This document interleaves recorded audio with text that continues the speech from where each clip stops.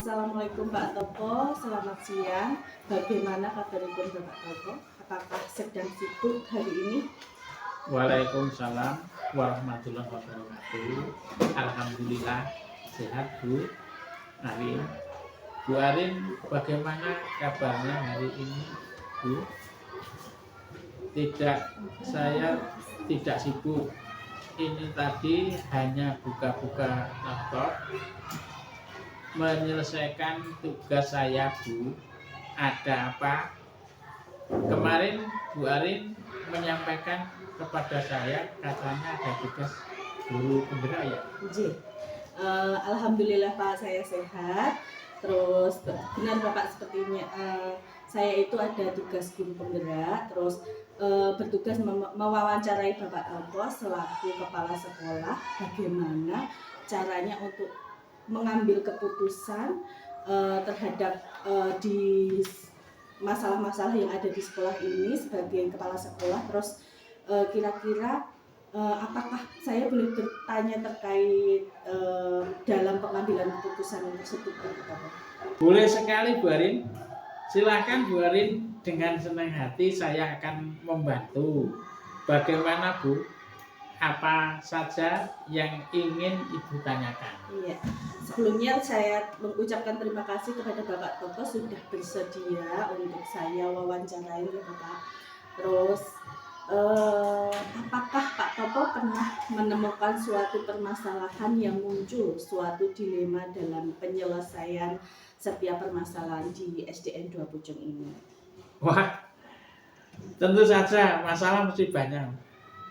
Ada beberapa hal yang saya temui di sekolah ini. Nah, masalah yang saya temui itu memunculkan dilema bagi saya. Saya sempat bingung bagaimana saya harus mengambil keputusan. Jadi keputusan yang tepat begitu. Kalau boleh tahu Pak, apa permasalahan yang sedang Bapak hadapi saat ini dan bagaimana menyelesaikan masalahnya? Oh, sebenarnya masalahnya ya banyak, tapi terfokus satu saja yang ini yang saya sampaikan. Masalah yang saya hadapi ini berkaitan dengan kondisi halaman sekolah yang tidak layak untuk siswa kita. Halaman sekolah kita berdebu dan sudah banyak lubang, itu cornya rusak, dan banyak kerikil sehingga membahayakan siswa untuk beraktivitas di halaman, baik untuk kegiatan upacara, olahraga, dan aktivitas bermain anak. Saya kok merasa tidak tega begitu. Bingungnya saya itu hanya bagaimana satu sisi saya ingin anak-anak kita beraktivitas dengan nyaman. Namun di sisi lain sekolah sendiri tidak mempunyai dana untuk perbaikan atap kelas halaman sekolah tersebut. Kalau saya menarik iuran ke wali juga tidak bisa karena itu termasuk pungutan. Jadi sekarang kan ada sekolah gratis begitu. Sebenarnya dari pihak sekolah yang dulu sudah mengajukan dana perbaikan ke Dinas Kabupaten bagian Satpras, namun sampai saat ini belum juga terrealisasi. Sedangkan kondisi anak-anak kan tidak mungkin begitu terus. Akhirnya saya berniat untuk mengundang komite sekolah, Bu, untuk membicarakan hal tersebut bagaimana baiknya. Jadi semuanya nanti biar terselesaikan bersama-sama antara pihak sekolah dan komite. Iya, baik Pak. Berarti sebelum Bapak mengambil keputusan itu Bapak mengalami pertentangan dalam hati begitu ya Pak? Betul sekali. Mencari jalan atau solusi yang tepat itu bagaimana?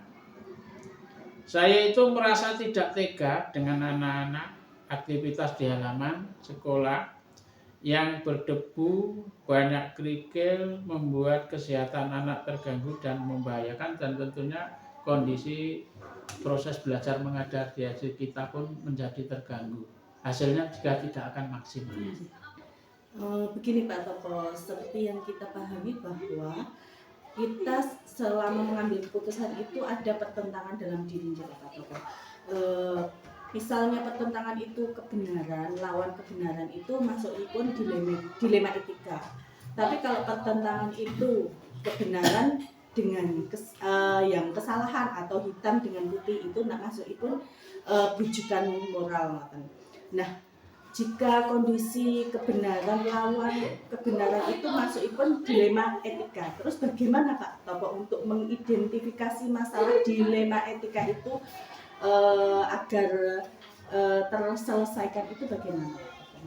Ya, betul sekali. Jadi ada dilema. Di hati dan pikiran itu pasti yang terpikir adalah apakah kondisi ini sebuah dilema etika atau justru bujukan moral. Kalau bujukan moral itu kan berarti kita merasa ada sesuatu yang salah. Nah, menurut saya yang saya alami ini adalah sebuah dilema etika. Yang menginginkan anak-anak dapat beraktivitas dengan nyaman. Namun saya juga tidak mau melanggar peraturan memungut biaya untuk pembangunan halaman sekolah. Saya mengerti Pak. Lalu keputusan apa yang Bapak ambil pada saat itu? Keputusan yang saya ambil, Bu Arin tahu sendiri, mengundang komite sekolah. Ini sudah dilakukan untuk membantu menyelesaikan masalah ini. Sebab masalah ini tidak dapat diselesaikan di pihak sekolah saja karena terkait dengan murid, juga dengan masyarakat. Masyarakat juga ikut peduli dan itu merespon sudah. Baik begitu Pak. Nah selama ini bagaimana Bapak menjalani pengambilan keputusan di sekolah Bapak, terutama untuk kasus-kasus di mana ada dua kepentingan yang sama-sama benar, yaitu sama-sama mengandung nilai-nilai kebajikan yang sama-sama benar. Ya, oke. Jadi melibatkan dua pihak yang sama-sama benar. Pihak satu itu mempunyai kebenaran ini, pihak dua ini tapi dipertemukan itu. Ketika saya memutuskan untuk mengambil keputusan, saya lihat dulu, Bu, kira-kira keputusan ini dampak jangka pendek dan jangka panjangnya apa? Apakah keputusan ini nanti sesuai dengan nilai-nilai kebajikan atau kebaikan yang kita sepakat di sekolah ini? Jangan sampai keputusan ini nanti berdampak buruk bagi anak-anak, guru, kelasnya, wali murid, maupun masyarakat. Seperti yang kita pahami bersama ya Bu Arin, bahwa pendidikan yang baik, yang berkualitas itu terjalin dari 3 lingkungan. Lingkungan rumah, sekolah, dan masyarakat. Jadi 3 pilar itu harus bersinergi untuk membangun menyelesaikan permasalahan sekolah. Sekolah tempat mereka menimba ilmu haruslah yang nyaman, dan juga anak-anak harus merasa aman di sekolah. Saya sependapat dengan Bapak Topo juga. Terus lalu langkah-langkah atau prosedur apa yang bisa Bapak Topo lakukan selama ini untuk mengambil keputusan itu, Pak? Langkah-langkah yang diambil untuk mengambil keputusan, yang pertama tentunya ya belajar tentang pengambilan keputusan yang baik sebagai pemimpin. Haruslah melewati beberapa langkah terlebih dahulu. Maksudnya mungkin di sini saya harus menganalisis permasalahan, siapa yang akan terlibat dalam permasalahan ini, bagaimana efek atau dampaknya. Saya harus melihat apakah keputusan ini nantinya melanggar peraturan ataukah lebih kepada rasa kepedulian saya terhadap kondisi anak-anak. Nah, selanjutnya saya akan mengajak Bapak Ibu guru untuk berdiskusi, yang akhirnya kami sepakat untuk mengundang komite sekolah, mengkomunikasikan, mengkoordinasikan hal ini kepada komite sekolah. Jadi keputusan yang diambil bukan hanya keputusan saya pribadi, namun keputusan bersama. Baik Bapak, ada tidak ya Pak kira-kira hal-hal yang Bapak anggap efektif untuk melaksanakan pengambilan keputusan di 5 etika itu? Menurut pendapat saya, dalam pengambilan keputusan akan efektif kalau diputuskan secara bersama-sama. Jadi nanti tidak ada merasa dirugikan satu sama lain. Nggih, kinten-kinten niku ada tidak Pak tantangan yang Bapak temui dalam kegiatan pengambilan keputusan di 5 etika ini? Tentu saja ada tantangan yang pasti ada, yaitu rasa ragu, takut untuk menyampaikan ke komite. Jadi kita ragu apakah ini nanti diterima komite atau tidak. Sekolah karena secara aturan kan kalau pembangunan itu tanggung jawab dari pemerintah pusat. Namun karena situasi dan kondisinya saat ini seperti itu, mau tidak mau kita harus menemukan solusi dan memutuskan keputusan apa untuk menyelesaikan. Alhamdulillah tanggapan dari komite bagus sekali. Komite kita respon dan bersama-sama. Mereka ketika saat bertemu atau rapat itu banyak usulan yang masuk, yang semuanya itu usulan itu mencerminkan kepedulian komite dan wali murid untuk menyelesaikan masalah, yaitu membangun lapangan halaman agar menjadi baik, anak-anak agar nyaman. Ini agaknya terutama wali murid dan komite itu sangat peduli sekali karena peduli terhadap pendidikan anak. Bapak, untuk pelaksanaan pengambilan keputusan itu ada jadwalnya atau tidak nih Bapak? Sepertinya kalau jadwal tidak ada Bu, hanya saja ketika ditemukan suatu kasus atau masalah saja berusaha segera menyikapi permasalahan, cepat selesai dan tidak berlarut-larut. Jadi kita ada masalah langsung kita selesaikan dengan koordinasi, dengan komunikasi, membangun komunikasi antara sekolah, komite dan wali murid.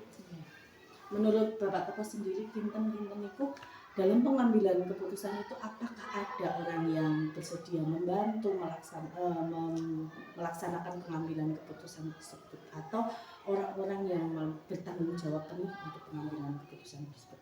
Ada Bu, yang membantu tentu saja Bapak Ibu guru di sekolah ini dan juga komite. Jadi guru dan komite saling bekerja sama, membantu. Menurut saya ketika semua saling bekerja sama, saling berkoordinasi, akan terjadi satu kekompakan, akan terjadi satu langkah, satu gerak untuk menyelesaikan permasalahan yang yaitu halaman yang berlubang tadi. Pertanyaan saya yang terakhir nih Pak, dari semua hal yang telah Bapak laksanakan itu dalam pengambilan keputusan itu, pembelajaran apa ya Pak yang dapat Bapak petik dalam pengalaman Bapak dalam melaksanakan pengambilan keputusan dalam dilema etika? Ya banyak sekali. Yang saya pelajari adalah sebelum kita mengambil keputusan, kita lihat dulu detail permasalahannya. Kira-kira langkah awal itu seperti apa. Kita juga dapat melibatkan orang lain, terutama pihak-pihak yang berdampak dari permasalahan. Kemudian dalam pengambilan keputusan itu akan lebih baik jika kita menganalisisnya atau mengujinya, apakah itu melanggar peraturan atau tidak. Dari sini kita akan tahu, oh saya harus bagaimana. Terus menurut saya keputusan terbaik adalah keputusan yang diambil berdasarkan kesepakatan bersama dengan bermusyawarah. Kita akan menemukan beberapa solusi permasalahan, apa dampak baik buruknya ke depannya. Tentu saja harapan kita adalah jangan sampai ada dampak negatif di kemudian hari. Dari wawancara ini saya belajar banyak sekali kepada Bapak Topo dalam pengambilan keputusan, baik dilema etika ataupun rujukan moral. Terus itu juga berhubungan dengan modul pada pembelajaran saya Bapak dalam langkah-langkah pengambilan keputusan, baik secara dilema etika, rujukan moral, dan itu hubungannya pun disangkut pautkan dengan nilai-nilai kebajikan kita selama ini yang telah kita sepakati di sekolah kita ya Bapak. Terus saya berterima kasih sekali kepada Bapak Topo telah meluangkan waktu kepada saya untuk saling bertukar pikiran terkait cara-cara pengambilan keputusan. Jadi menyamakan cara pandang, itu tukar pikiran, diskusi seperti ini sangat bagus sekali, betul. Jadi ini memang saya sebagai kepala sekolah selalu membangun komunikasi yang baik antara guru dan guru, antara guru kepala sekolah. Mungkin itu saja Pak dari saya. Wawancara hari ini sangat berguna sekali, menambah pemahaman saya dalam kegiatan dalam modul ini. Dengan pengalaman nyata dari Bapak Topo, saya bisa belajar banyak untuk modul ini juga. Terima kasih Bapak, nyuwun pangapunten sampun ganggu Iya, aktivitas. sama-sama. Terima kasih, sama-sama. Terima kasih. Mungkin cukup sekian. Assalamualaikum warahmatullahi wabarakatuh. Waalaikumsalam warahmatullahi wabarakatuh.